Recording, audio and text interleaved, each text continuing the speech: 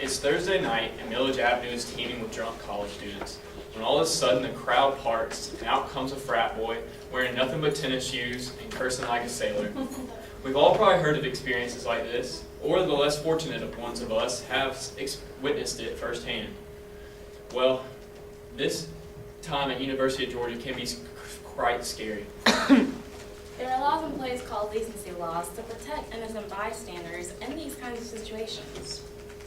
This is why the University of Georgia should continue to have decency laws so students always have a safe and comfortable environment to learn in. Decency laws are needed at the University of Georgia because people around you are worth more than your self-expression. There are already decency laws present, and higher education and decent behavior go hand in hand.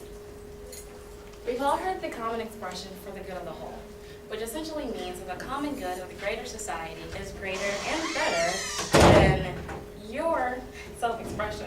The people you encounter on a day-to-day basis are valued higher because we're all accountable for each other. Some view nudity and indecent exposure as a form of self-expression, though. And according to the Athens Banner Herald, the man was arrested 2 months ago on indecent exposure charges. He had exposed himself and touched his groin at an Athens transit bus, and of course the people next to him felt uncomfortable. They called the police, and he was arrested under indecent exposure charges. Now, this man was reprimanded because he chose to put his choice of self-expression over the feelings of others. Now, some may say that the Constitution protects them by allowing their First Amendment right. However, some Supreme Court cases have taken precedent over the First Amendment by saying that the safety of others is valued more than your freedom of speech. This type of, the form of mental safety, it can also be harmed by indecent behavior. The Supreme Court got it right. The good of the whole is more important than the good of the individual. We see this during the Iraq War when a 19-year-old soldier, Private McGinnis, jumped onto a grenade that was thrown into his Humvee to save the lives of his 4 fellow soldiers. An ideal society is one where an individual will put his or her own desires aside to protect the good of the whole and to make sure others can flourish. This is the foundation for the decency laws. The Georgia Code, Title 16, Chapter 6, says that a appearance in partial or complete nudity is a misdemeanor.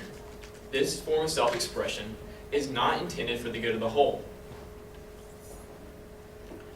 In fact, in Atlanta in 2013, a woman was arrested for posing topless for a photo shoot.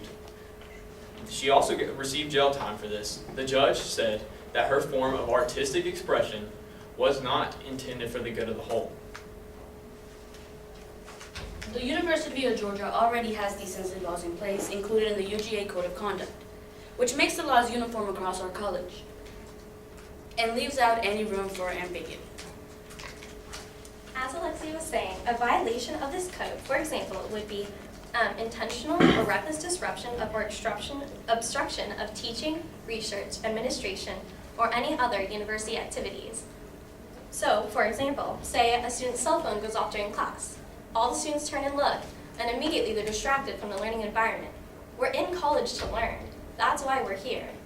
If for anything else, you're here to get a job, and you go to school to get a job. So this is why we have decency laws in place today.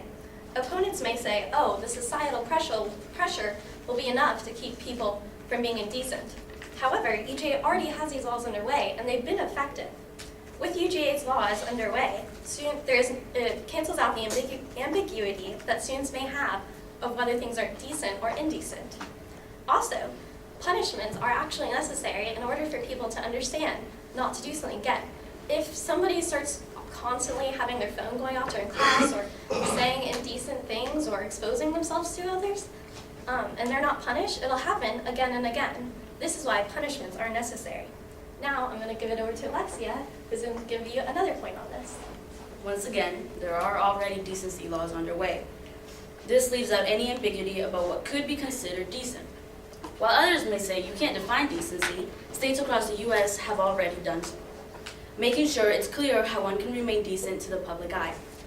The University System of Georgia states that the purpose of having a code of conduct is to guide members of the USG community in applying and underlying USG statement of core values to the decisions and choices that are made in the course of everyday endeavors. Each USG institution must ensure that its institutional ethics policies are consistent with this USG policy. People complain that laws in place are saying that it's like fascism. Wake up, guys, come on. We live in the United States of America, which is a representative democracy. The laws are in place because we elected the officials who in turn created the laws. Higher education and decency go hand in hand. Places of higher education should be the places that have the highest decency because their graduates will go to work in the most rigorous and sophisticated jobs in the world. In the book, The Eclipse of Excellence, a critique of American higher education, Steve Kahn says that schools should be expected to instill decent behavior. A school needs to be able to provide a great learning environment for the students, and this comes with having all the students behave decently. Providing decency laws in the school makes there be consequences that deter students from participating in inappropriate behavior.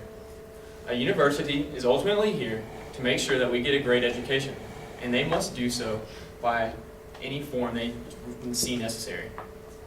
In school, if you decide to stand up and randomly tackle all the people you disliked, there will definitely be consequences. Schools aren't likely to let that slide because their goal isn't only to produce more educated people, but more decent adults for the future of our society, for our country. Keep your hands to yourself is also a phrase that we've heard since grade school. It can be heard from any school, and it's been engraved into our heads from the very beginning. The older we've become, the more we've understood its full implications and learned how to judge the scale of right versus wrong through decency laws.